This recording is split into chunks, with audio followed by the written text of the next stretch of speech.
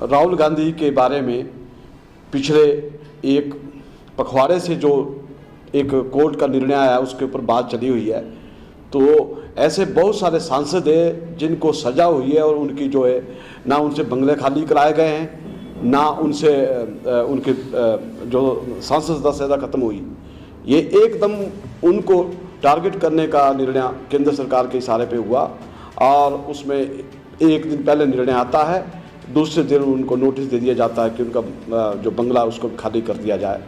हाँ, चुनाव आयोग इस बात का इंतज़ार कर रहा है कि अगर राहुल गांधी जी सर्वोच्च न्यायालय में या हाई कोर्ट में जाते हैं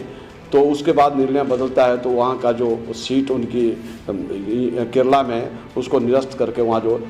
चुनाव कराने के लिए भी वहाँ चुनाव आयोग अपनी तरफ से तैयार है। जिस तरह राहुल गांधी को टारगेट किया गया पिछले माह में, ठीक है, उनके विदेश में कुछ बयान थे, वो विदेश में बयान थे वो उस दृष्टि से दिए गए थे कि हमारे राष्ट्र में लोकतंत्र में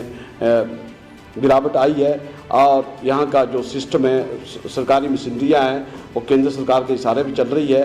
तो उसके ऊपर भाजपा इतना वो अलग कर रही है कि जैसे कि उनको राहुल गांधी दिन में भी याद आते हैं और रात को भी स्वप्न में आते हैं। राहुल गांधी एक ऐसे विपक्ष के नेता है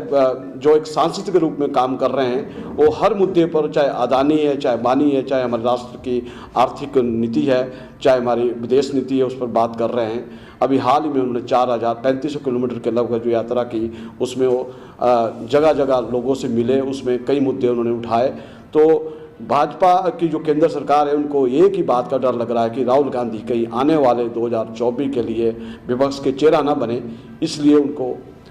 टारगेट किया जा रहा है ईडी, सीबीआई या अन्य जांच एजेंसी के द्वारा। इवन जिस जज ने निर्णय दिया, जज के निर्णय के ऊपर हमारा बोलना औचित्य नहीं है, परंतु पहले 2 साल पूर्व वो अपीलकर्ता ने, याचिकाकर्ता ने वापस ले ली थी वो अपील, फिर वहाँ जज बदला गया। जब वहाँ का न्यायालय का जज बदला गया तो उसको 1 माह के अंदर ही निर्णय ले लिया गया और उनको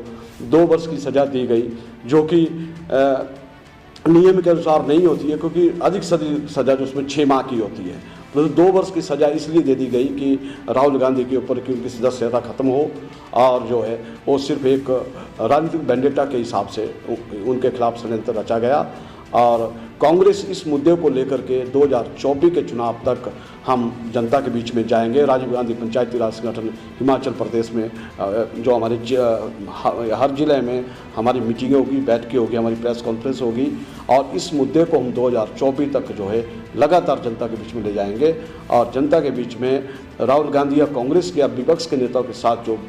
वर्तमान सरकार षड्यंत्र रच रही है, पिछले 8 वर्षों से हमारी जो सरकारें गिराई है, उसके मुद्दे हो, चाहे अन्य मुद्दे हो, चाहे महंगाई है, चाहे बेरोजगारी है, उस पर जो राजीव गांधी पंचायती राज संगठन केंद्र सरकार को हर मुद्दे पर घेरेगा।